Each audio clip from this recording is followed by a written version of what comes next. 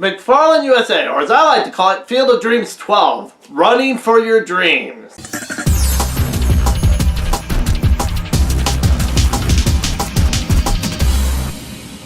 It stars Kevin Costner, of course, and it's directed by Nicky Coro, who directed Whale Rider and Whale Rider.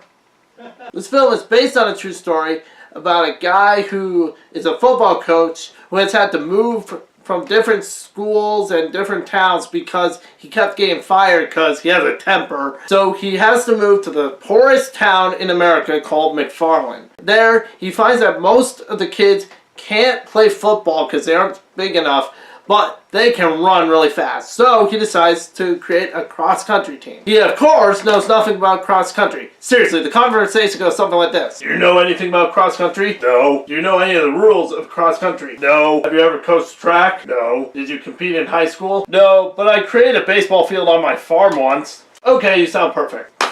That is one of the problems of this movie. You never see him trying to figure out how to play except like one scene.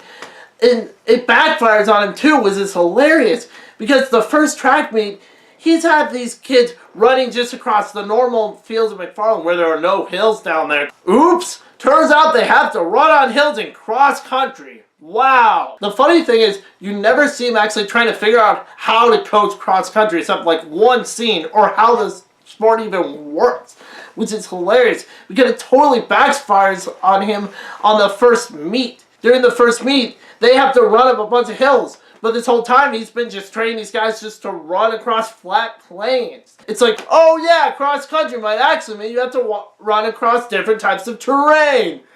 Duh! Even someone like me who knows nothing about the sport knows that! Now, if you're a sports movie fan, you will recognize pretty much every single plot point in this film. Now, does that necessarily mean it's a bad film? No.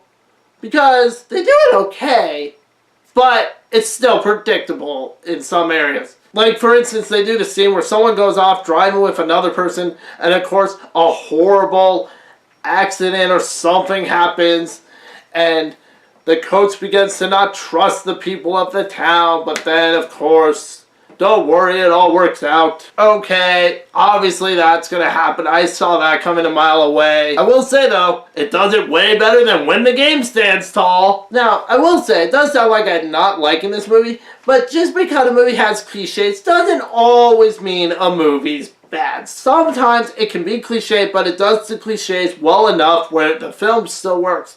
And this is one of the instances where it worked enough for me. The reason that works, in this case for instance, is the characters are likable. I enjoyed pretty much all of the characters. Yeah, there's some silly moments, and these aren't like great, phenomenal sports movie characters by any means. This isn't any Mighty Ducks movie, but it's okay. The characters are funny, it's likable enough. I liked seeing how the Mexican culture works in this small town, how tight-knit they were living in a small town. They showed that really well. Honestly, I think they showed that a little too well. It felt like they were more interested in talking about that than they were the actual sport of cross-country. I mean, honestly, this movie, I learned more about small-town culture than I did about the sport of cross-country, which, in a sports movie, isn't exactly good, because, you know, you're kind of, if you're going to show a sport that maybe not a lot of people know a lot about, would be nice to know a little bit about the sport itself and how it works. From a technical aspect, it's well shot. I mean, the cinematography is decent enough.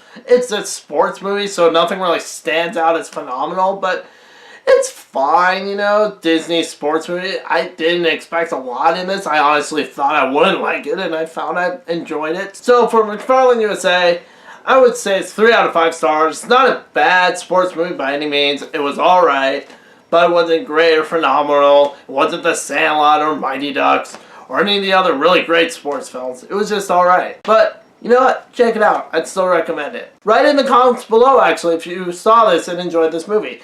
And like, comment, and subscribe to this video if you enjoyed it, and check out my other videos. Bye.